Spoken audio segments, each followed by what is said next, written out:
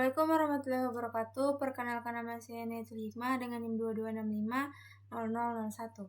Di sini saya akan mereview materi keempat, yaitu manajemen integrasi proyek. Kunci dari keseluruhan keberhasilan proyek. Manajemen integrasi proyek yang baik. Proyek manajer harus mengkoordinasikan semua bidang pengetahuan lain sepanjang siklus hidup proyek. Banyak manajer proyek baru mengalami kesulitan melihat gambaran besar dan hanya fokus pada terlalu banyak detail. Manajemen integrasi proyek tidak sama seperti integrasi perangkat lunak. Proses manajemen integrasi proyek: mengembangkan project charter bersama dengan para stakeholder untuk menciptakan dokumen yang secara formal memberikan wewenang kepada proyek-proyek charter. Mengembangkan pernyataan lingkup awal proyek bersama dengan stakeholder, khususnya pengguna produk, jasa, atau hasil proyek untuk menetapkan ruang lingkup persyaratan high level dan membuat pernyataan lingkup awal proyek. Mengembangkan rencana pengelolaan proyek, mengkoordinasikan segala upaya perencanaan untuk menciptakan dokumen yang konsisten dan rencana manajemen proyek.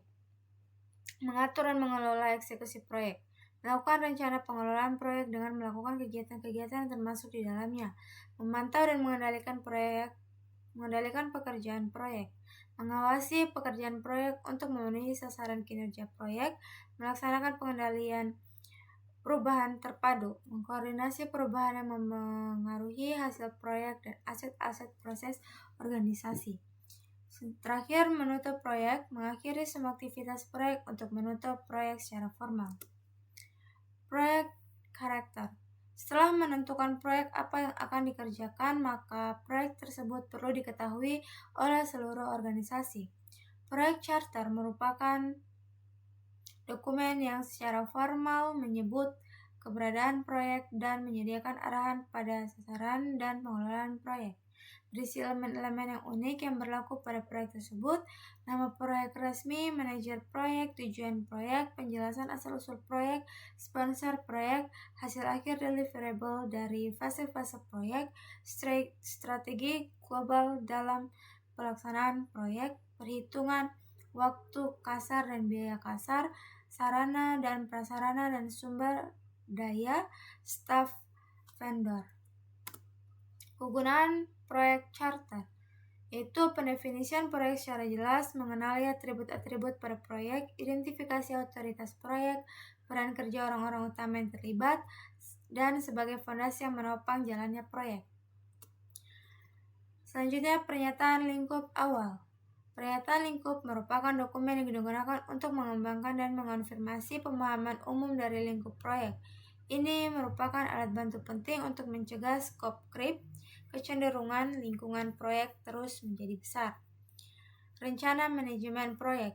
Rencana manajemen proyek merupakan dokumen yang digunakan untuk mengkoordinasi semua dokumen perencanaan proyek dan membantu memandu eksekusi dan pengendalian proyek.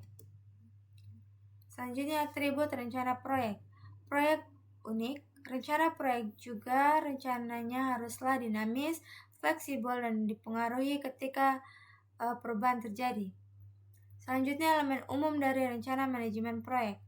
Pendahuluan, deskripsi bagaimana proyek diatur, proses-proses manajemen dan teknis yang digunakan dalam proyek, pekerjaan yang akan dilakukan, jadwal dan informasi anggaran. Selanjutnya, eksekusi proyek. Eksekusi proyek mencakup pengelolaan dan pelaksanaan pekerjaan yang dijelaskan dalam rencana manajemen proyek.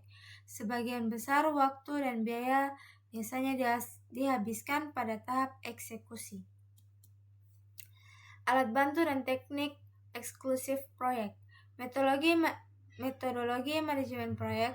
Banyak manajer proyek berpengalaman percaya bahwa cara paling efektif untuk meningkatkan manajemen proyek adalah dengan mengikuti metodologi yang tidak hanya menggambarkan apa yang dilakukan dalam manpro, tapi bagaimana melakukannya.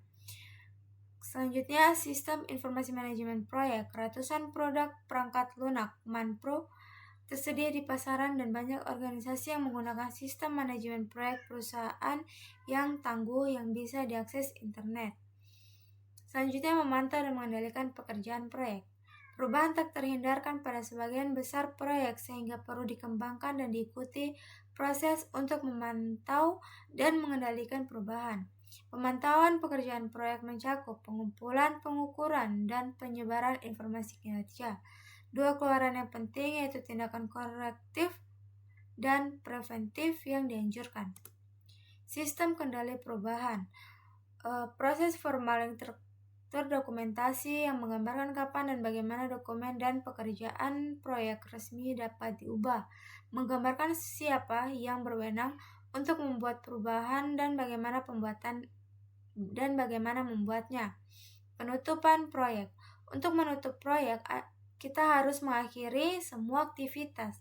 Keluaran utamanya yaitu prosedur penetapan administratif, prosedur penutupan kontrak, produk, layanan, atau hasil akhir, dan pembaruan aset proses organisasional.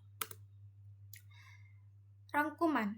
Manajemen integrasi proyek mencakup pengembangan carta proyek, pengembangan pernyataan lingkup awal proyek, pengembangan rencana manajemen proyek, pengaturan dan pengelolaan eksekusi proyek, pemantauan dan pengendalian pekerjaan proyek, pelaksanaan pengendalian perubahan, dan penutupan proyek.